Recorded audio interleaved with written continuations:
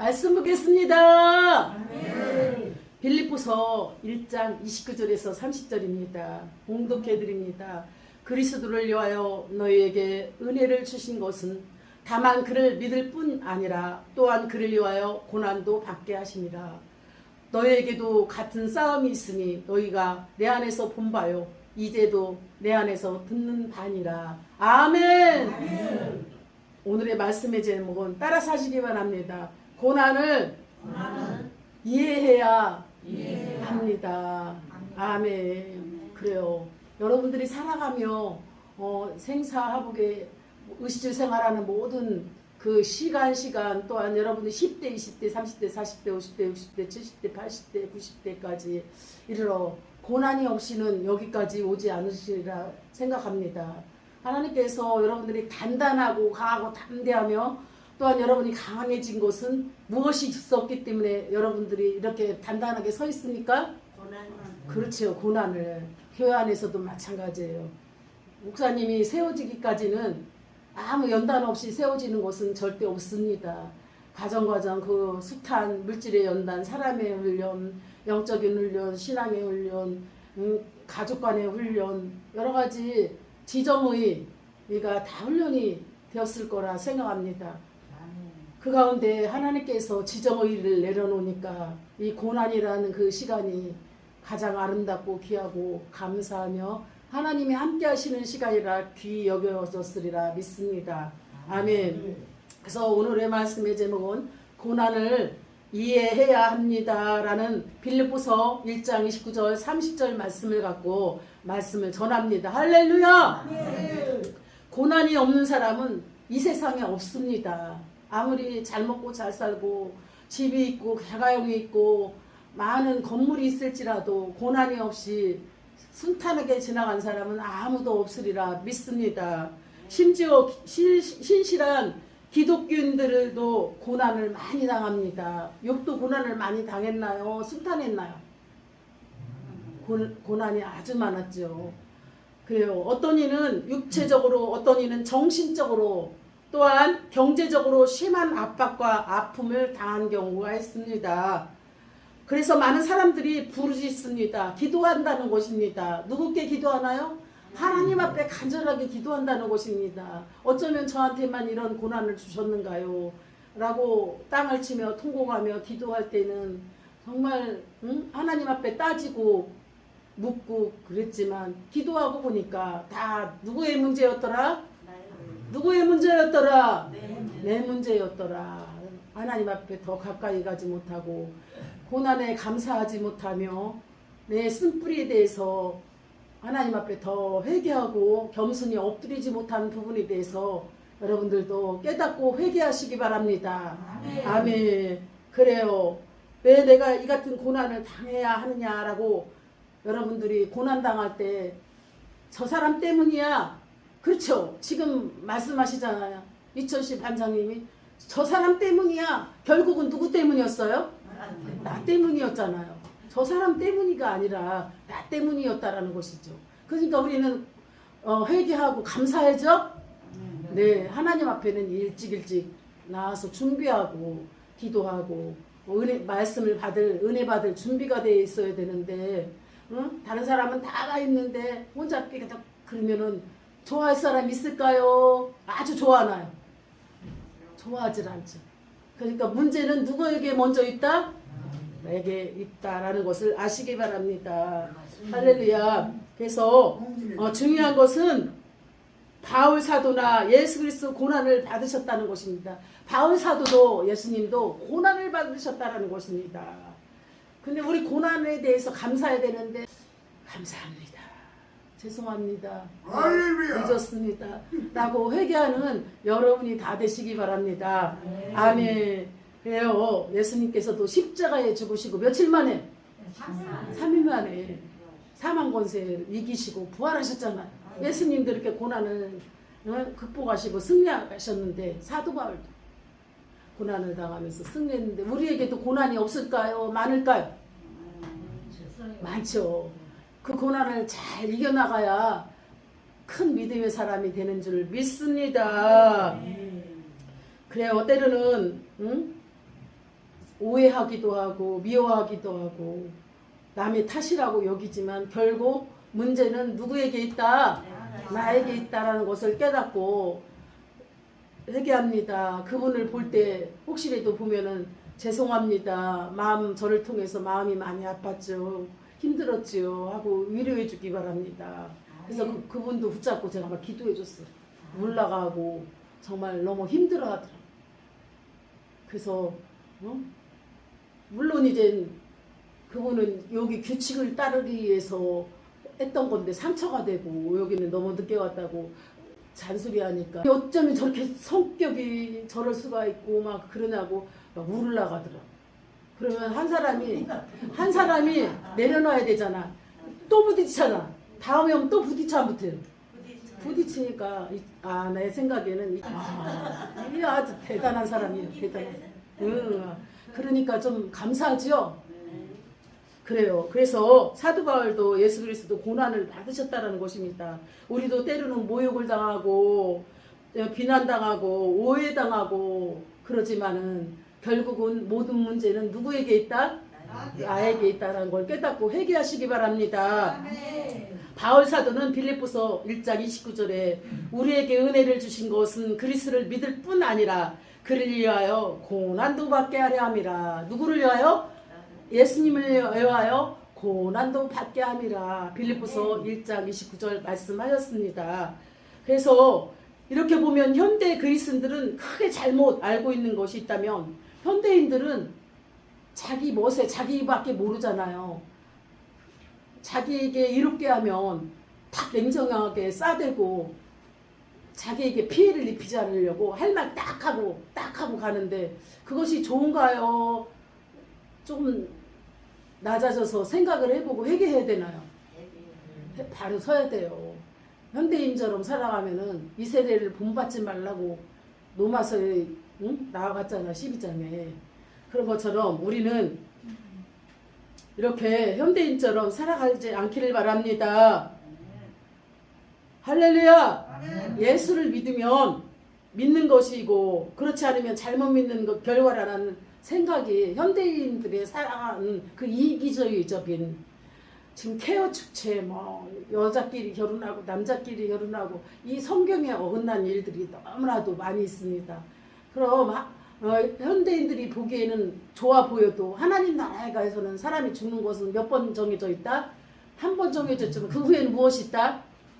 심판 있잖아요. 그 심판을 모르니까 예수님을 모르니까 자기 멋대로 현대 발전에 의하여 현대 시대에 의하여 이상한 곳에 축제에 들어가고 케어 축제나 동성연애, 동성결혼 해서는 안 되는데 하나님 법을 어기고 행동하는 자들은 하나님의 자녀가 되기가 힘들어요. 할렐루야. 그렇습니다. 우리가 알아야 할 것은 고난에 대한 바른 이해를 해야 할 예수를 잘 믿을 수 있는 기회가 되는 줄 믿습니다. 고난을 이해해야만 합니다. 그래서 첫 번째 고난을 이해하려면 고난이 오는 통로는 무엇일까? 고난이 오는 통로는 무엇일까를 알아야 될까요? 몰라야 될까요? 그래요. 그러면 첫 번째는 자신이 지은 죄 결과로 인하여 고난이 올 때 나로 인해서 왔구나. 여러분들이 남한테 섭섭하기 전에 잠깐 묵상을 해야 돼요. 내가 만약 이 고난 속에서 예수님이 찾아왔다면 이 고난을 예수님은 어떻게 풀었나 그렇게 생각을 할 텐데 자기 입에서 나가는 이 말이 깨끗해요. 죄를 짓고 있어. 죄를 짓고 있잖아요. 그리고 잠깐 그럴 때는 잠깐 기도하면서 하나님 제가 조금 저 성도님을 통하여 반장님을 통하여 이렇게 마음에 상처가 됐습니다. 하나님 누가 잘못했나요? 누가 잘못했나요? 제 마음에는 저 사람이 잘못됐다고 화가 나는데 하나님 보시기엔 누가 잘못했나요? 그럼 하나님께서 답을 가르쳐 줄까요? 안 가르쳐 줄까요? 가르쳐 주죠. 네가 잘못됐다. 네가 문제다. 그러면은 그분한테 할 말이 있어요, 없어? 할 말이 없지. 입 딱 다물게 되지. 그렇구나. 내가 잘못했구나. 라는 것을 깨닫기 바랍니다. 할렐루야. 그래요. 이렇게 무엇을 심든지 그대로 거둔다는 원리가 있어요. 그래서 여러분들은 물질을 심으면 물질을 많이 거두고 의식주 생활에 필요한 모든 먹는 것을 심으면 먹는 것을 많이 거두게 돼요. 그러면 여러분들이 좋은 거 심어야 되나요? 나쁜 거 심어야 되나요? 좋은 걸 많이 심어서 여러분들이 살아가는데 어려움 없이 좋은 것을 많이 거둘 수 있기를 바랍니다. 아멘. 갈라디아서 6장 7절 말씀처럼 스스로 속이지 말라. 속일 때가 있어. 하나님을 속이고 목사님을 속일 때가 있어. 믿음 생활에 있어서는 속이면 안 돼요. 거짓말하고 속이고 이간질하고 정죄하는 모든 것이 눈에 보일까요, 안 보일까요? 자신도 알고 목사님도 알고 있다라는 것입니다. 할렐루야. 하나님은 만유리 여김을 받지 아니하시나니 사람이 무엇으로 심든지 그대로 거두리로다. 할렐루야. 갈라디아서 6장 7절 말씀하였습니다. 또한 두 번째는 타인의 실수나 잘못 때문에 임하는 이유 없는 고난도 있어요. 타인의 실수나 잘못 때문에 임하는 이유 없는 고난이 있었어요. 잘하고 있었나요? 잘했는데 애매한 이해가 안 되는 고난이 왔어요. 그래서 마음이 굉장히 힘들었어요. 아니, 잘 섬기고 더 축복 많이 받아라, 기도할게. 그렇게 돌아왔는데 오해를 한 거예요. 지금까지도 아마 하고 있는지 안 하는지는 모르지만 풀어줬으리라 믿고 하나님께 기도하죠. 저는 그랬을지라도 중보기도는 변함없이 하고 있습니다. 중보기도는 변함없이 하고 있어요. 기도한다고 약속했는데 기도 안 해주면 될까요? 안 될까요? 변함없이 하고 있습니다. 생각지 않은 고난이 상대방을 통해서 화살을 맞은 듯이 너무 아팠어요. 근데 잘 이겨나갔어요. 승리했어요. 이렇게 타인의 실수나 잘못 때문에 임하는 이유 없는 고난이 있는데 대개 이런 고난을 당할 때 사람들은 하나님을 원망할 때가 있겠죠. 그러나 이것은 인간 편에서 볼 때 이유 없이 임하는 것 같으나 하나님 쪽에서 볼 때는 분명한 이유가 있다라는 것입니다. 아멘. 그러면 성도는 타인의 잘못 때문에 내게 손해가 오고 피해가 온다 할지라도 1차적으로 자신에게 대한 하나님의 뜻이 무엇인가 생각해 보아야 될 줄 믿습니다. 아멘. 세 번째는 하나님의 영광을 나타내려고 주어지는 고난이 있어요. 누구의 영광을 나타내려고? 하나님의 영광을 나타내려고 하는 고난이 있다는 것입니다. 아멘.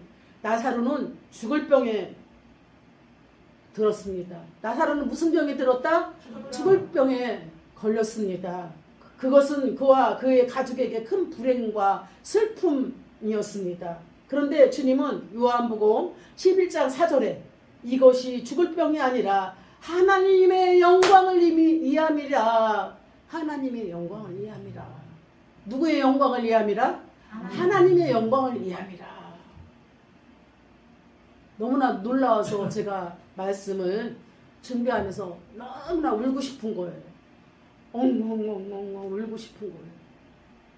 막 교회 와서 울어야 되고 막 땅을 치며 눈물로 기도해야 되는데 제가 지금 목사님이 코를 해서 호출을 해서 나가봐야 될 형편에 왠지 모르게 막 울고 싶다. 울 시간이 없었어. 울고 싶다. 울 시간이 없는 너무 울고 싶다.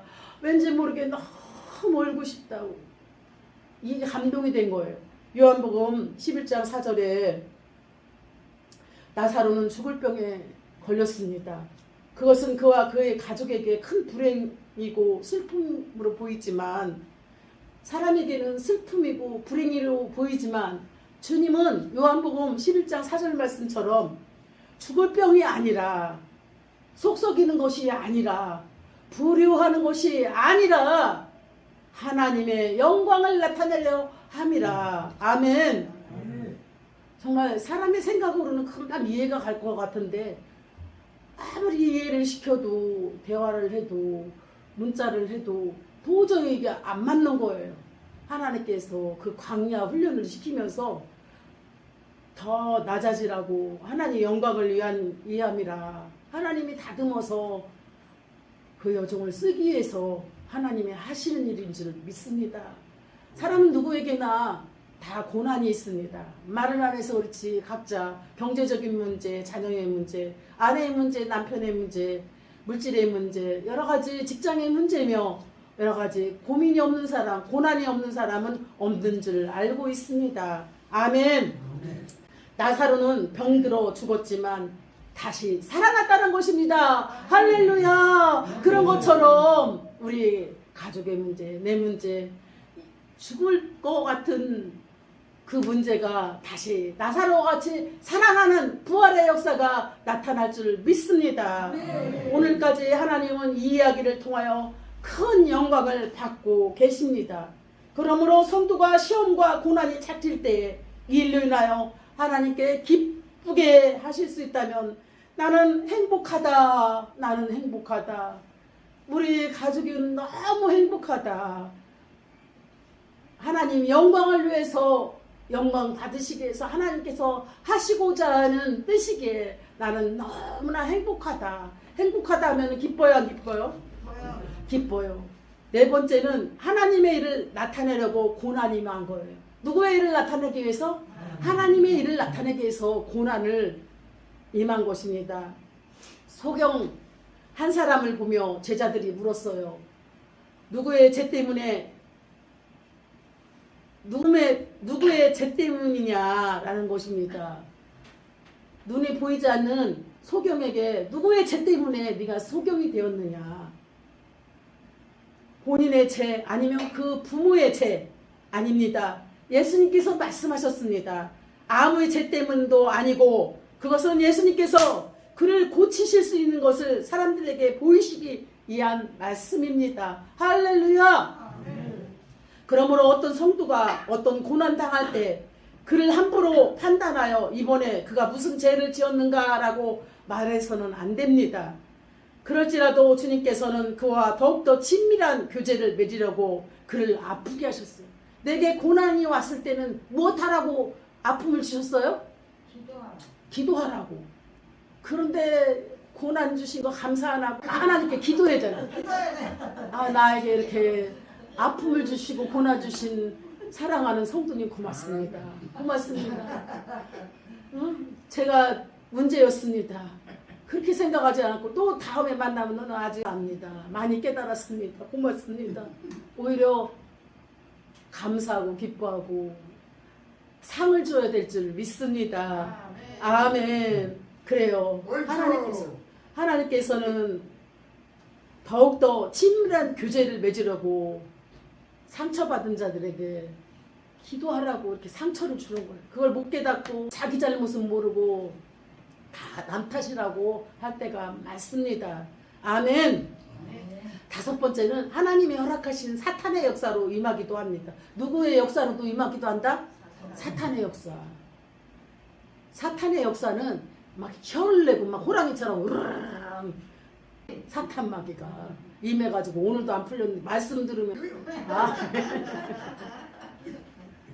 하나님이 허락하신 사탄의 역사로 임하기도 합니다. 때로 하나님은 어떤 목적을 이루기 위해 사탄으로 하여금 성도를 시험하기도 합니다. 그래서 이제는 이철식 반장님이 화가 나니까 교회적으로 시험이 오잖아. 성도님하고 시험이 오면서 이렇게 관계가 시험이 오면서 여기서 와르르 거리니까 교회 분위기가 어떻게 돼요? 완전히 차가워지잖아요. 그러니까 교회적으로도 완전 냉전 상태가 돼버리는 거야. 그러면 자기가 지금 품고 있는 건 누구의 역사야? 사탄의 역사야? 천사의 역사야? 마귀 사탄의 역사를 하고 있는 거예요. 이렇게 하나님은 어떤 목적을 이루기 위해 사탄으로 하여금 성도를 시험하기도 하십니다. 욥의 시험도 대표적인 예입니다. 할렐루야. 그러면 두 번째는 고난의 목적은 무엇인가? 우리가 말씀 들을 때 잘 들어야 돼요. 말씀을 잘 안 듣고 헛생각하니까 그 말씀이 들어와도 들을 때 뿐일 때가 있어요. 그러면 고난에 주시는 목적이 무엇인가 잘 들어야지. 여기저기 만지고 막 물건 찾고 막 이러면 될까 안 될까? 바른 자세로 오늘 나에게 주시는 말씀이구나. 그 말씀을 잘 듣고서 이 시험에서 능히 어디를 가든지 이겨야 되겠구나라는 것을 알아야 되시기 바랍니다. 아멘. 그래서 그렇다면 고난이 성도들에게 찾아오는 목적은 무엇일까? 첫 번째는 우리의 아들됨과 참믿음으로 증명하기 위해서. 누구의 아들되기 위해서? 하나님의 아들됨과 참 믿음을 증명하기 위해서. 그러니까 이번에 믿음을 딱 줘보니까 불합격된 거야.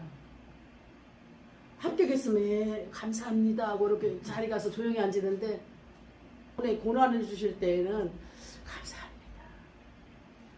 감사합니다 하고 여러분들이 낮아질 때에는 하나님이 축복을 주시려고 예비하신 축복을 주시기 위해서 하나님 아들인가 마귀 아들인가 참 믿음을 가졌나 증명하기 위해서 고난을 주신 거예요.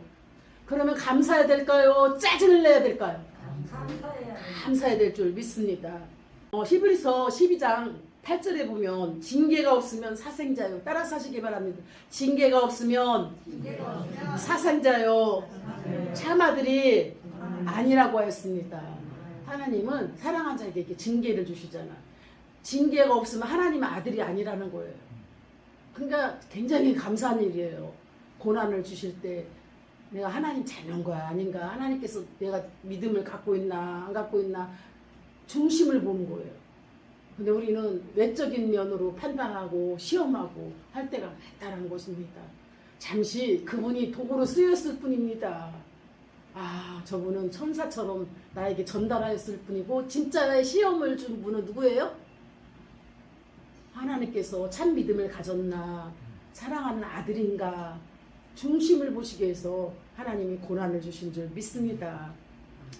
히브리서 12장 8절에 보면 징계가 없으면 사생자여 참 아들이 아니라고 말씀하셨습니다. 그러면 디모데후서 3장 12절에서도 무릇 그리스도 예수 안에서 경건하게 살고자 하는 자는 핍박을 받느니라. 무릇 그리스도 예수 안에서 경건하게 정 믿음으로 살고자 하는 자는 핍박을 받는데, 그럼 핍박은 하늘의 상급이 크다. 따라서 하시기 바랍니다. 핍박은 하늘의 상급이 크다. 그럼 여러분 때로는 고난이 왔는데 나를 핍박하는 자가 있으면 내 상급이 어떻다? 크다. 이것만 알으면 고난은 다 이겨나갈 수 있습니다. 여러분들이 참 믿음과 예수 그리스도 안에서 하나님의 자녀인 것을 항상 점검하시기 바랍니다. 아멘. 두 번째는 우리의 유익을 위하여서 고난을 주셔요. 누구의 유익을 위하여? 우리의 유익을 위하여 고난을 주십니다. 고난 받을 때 다 괴롭고 힘들지만, 고난은 때로는 힘들고 괴롭지만 또한 고난을 통하여 하나님은 우리에게 유익을 줘요. 힘들고 괴롭지만은 고난을 통하여서 무엇을 주신다? 유익을 주기 위해서, 더 좋은 것을 주시기 위해서 하나님께서 우리의 중심과 믿음을 보시는 거예요. 그러면 우리의 유익을 위해서 고난을 주시는 목적 따라서 하시기 바랍니다. 첫 번째는 믿음이 단련됩니다. 두 번째는 거룩한 삶을 배우게 됩니다. 두 번째는 거룩한 삶을 배우게 하시고, 세 번째는 말씀을 지키게 됩니다. 네 번째는 하나님을 더욱 찾고 그를 의지하게 됩니다. 할렐루야.